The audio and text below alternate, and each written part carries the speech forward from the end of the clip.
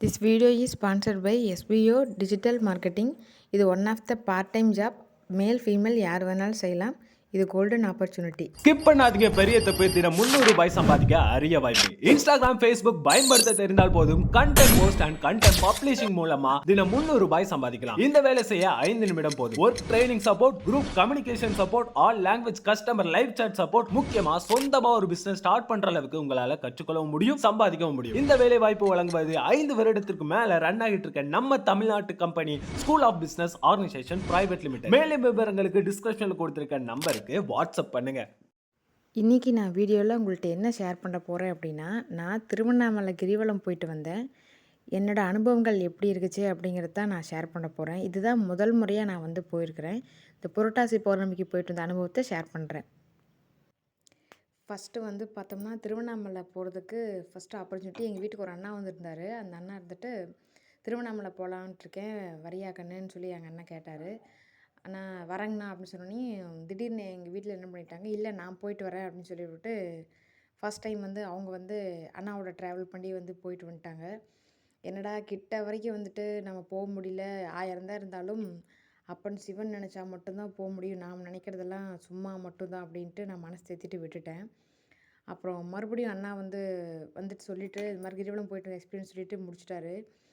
எனக்கு வந்து சின்ன வயசில் இருக்கும்போதே எங்கள் அம்மா எங்கள் அப்பா வந்து போயிட்டு வந்தாங்க. அப்போ நான் வரேன்னு சொல்லும்போது வேண்டான்னு சொல்லி விட்டுட்டு போயிட்டாங்க. இப்போ கிட்டத்தட்ட வந்து பார்த்திங்கன்னா ஒரு 26, 27 வருஷமாக நான் மனசில் நினச்சிட்டு இருந்த விஷயம், அந்த கோவிலுக்கு எப்போயாச்சும் ஒரு வாட்டினாச்சும் நம்ம போயிடணும், நம்ம அப்பா அம்மா வேண்டான்னு விட்டுட்டு போயிட்டாங்கன்னு. அது நினச்ச விஷயம் வந்து பார்த்திங்கன்னா 6ஆம் தேதி பௌர்ணமி வருச்சு இல்லைங்களா, அப்போ தான் எனக்கு வந்து இந்த அரிய வாய்ப்பு வந்து அண்ணாமலையார் எனக்கு வந்து கொடுத்துருந்தாரு. இங்கே வீட்டிலேருந்து போகிறதுக்கு யாருமே கூட இல்லை. நீங்கள் யார் வந்தாலும் சரி வராட்டி சரி நான் கிளம்புறேன், நான் நிற்க மாட்டேன் அப்படின்னு சொல்லிட்டு யாரையுமே எந்தையுமே எதிர்பார்க்கல. பக்கத்தில் ஒரு பொண்ணு கேட்டால் அந்த பொண்ணு 2 அர்த்தமாக சொன்னாங்க.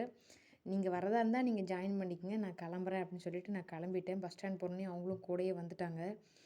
அந்த பொண்ணு நான் பஸ் ஸ்டாப்புக்கே போயிட்டேன். போனதுக்கப்புறம் தான் அந்த பொண்ணு பஸ்ஸில் வந்தா. எந்த பஸ் ஏறணும், எப்படி போகணும், என்ன பண்ணணும்னு எதுவுமே தெரில. பஸ்ஸில் ஏறினோடனே ஃப்ரண்ட் சீட்டில் எங்கள் ஊர்லேருந்து பஸ் ஸ்டாண்ட் போகிறதுக்காக ஏறியிருந்தோம். ஏறினோடனே ஃப்ரண்ட் சீட்டில் ஒரு பையன் உட்காந்துருந்தான், சின்ன பையன். அவன் ஃபோனில் பார்த்தோனையுமே சிவபெருமானோட படத்தை மட்டும் பஸ்ஸில் ஏறின அடுத்த செகண்ட் எனக்கு வந்து அது கண்ணுக்கு தெரியுச்சு. சரி ஓகே, மொத்தத்தில் சிவன் நம்மளை வர சொல்லிட்டார் போல், நம்ம எப்படியோ பஸ்ஸில் போயிடுவோம், எந்த பஸ்ஸில் போகிறோம் என்ன பண்ணுறேன்னு தெரில, பட் எப்படியோ ஒன்று போயிடுவோம் அப்படின்னு சொல்லிட்டு அப்புறம் பஸ்ஸு ஏறியாச்சு. பஸ் ஸ்டாண்டு போனோடனையுமே பஸ்ஸில் வந்து பார்த்திங்கன்னா பஸ்ஸில் பெருசாக சவுண்டு வச்சுட்டு திருவண்ணாமலை போகுதுன்னு பஸ் வந்து சத்தம் போட்டுட்டு அந்த பஸ்ஸில் போய் ஏறிட்டோம். ஏறினதுக்கப்புறம் அப்புறம் நேராக திருவண்ணாமலையிலே வந்து இறக்கி விட்டாங்க. நாங்கள் காலையில் ஒரு 9 மணிக்கு வந்து நாங்கள் பஸ் ஏறினோம். அங்கே வந்து 3:15க்கு வந்து திருவண்ணாமலையில் வந்து இறக்கிட்டோம். திருவண்ணாமலை வந்தோடனே வந்துட்டோம் அப்படிங்கிற ஒரு ஃபீலே வந்து பார்த்திங்கன்னா ஒரு மாதிரி ஜிவ்வுன்னு இருந்துச்சு. வந்துருச்சா கோயில், வந்துருச்சான்னு எல்லாம் தூங்குறாங்க. பக்கத்தில் சுற்றி முற்றி பார்த்தா எனக்கு தூங்க கூட மனசு இல்லை. எப்படி இருக்கும் ஏன்னா இதுதான் முதல் முறையாக வரப்போகிறோம், எப்படி பார்க்க போகிறோம், என்ன பண்ண போகிறோம் அப்படின்னு ஒரு இந்த க்யூரியாசிட்டி மனசில் கண்டினியூஸாக இருந்துக்கிட்டே இருந்துச்சு. அரூர் வந்துருச்சுங்கிறாங்க, நிறையா ஊர் பேர் சொல்லிகிட்டே வந்தாங்க. ஊத்தங்கரை, அரூர் என்னமோ சொன்னாங்க. எல்லாத்தையும் கேட்டுக்கிட்டே வந்து எது திருவண்ணாமலை இந்த ரவுண்டானா வந்தால் தான் திருவண்ணாமலைன்னு பின்னாடி இருக்கிறவங்க சொன்னாங்க. ஏன்னா என் கூட வந்த பொண்ணும் ஃபஸ்ட் டைம் அவளும் இப்போ தான் வர்றா. அதனால் எங்களுக்கு தெரியல. இறந்ததுக்கப்புறம் என்ன பண்ணுறேன்னு தெரியல. அப்புறம் எல்லோரும் ஆட்டோவில் போய் தான் போகணும் அப்படின்னாங்க. அதே மாதிரி அங்கே போய் கோயில் தலைவாசலில் இறக்கி விட்டாங்க. அப்புறம் ராஜகோபுரம் போகிறதுக்கு எல்லாமே பக்கத்தில் இருக்கிற போலீஸ் அவங்களோட ஹெல்ப் கேட்டு தான் நாங்கள் வந்து ராஜகோபுரம் வரைக்கும் போய் பார்த்துட்டு அங்கேருந்து தான் ஸ்டார்ட் பண்ணணும்னு சொல்லிட்டு எல்லோரும் போகிற திசையிலேயே அப்படியே போங்க அப்படின்னாங்க.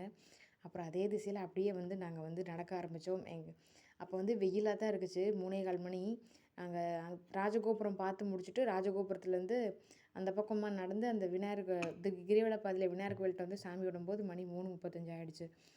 அப்போ தான் வந்து ஸ்டார்ட் பண்ண ஆரம்பித்தோம்.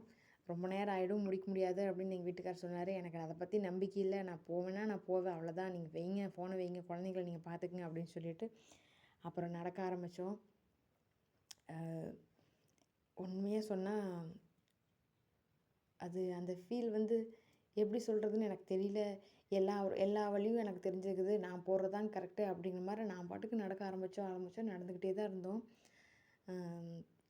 அங்கே பக்கத்தில் வந்து நிறையா அண்ணாக்கள்லாம் வந்து சாமிக்கு வந்து தாளம் அடித்து பாட்டெல்லாம் பாடிட்டு வந்துக்கிட்டே இருந்தாங்க.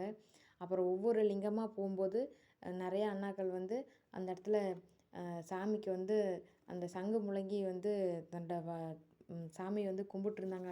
அந்த சங்கு சவுண்டெல்லாம் கேட்கும்போது உடம்பு அப்படியே அப்படியே ஜிவ்வு ஜிவ்வு ஜிவ்வுன்னு அப்படியே ஏறிக்கிட்டே இருந்துச்சு. அந்த லிங்கத்துக்குள்ளெல்லாம் போய் பார்க்கணும்.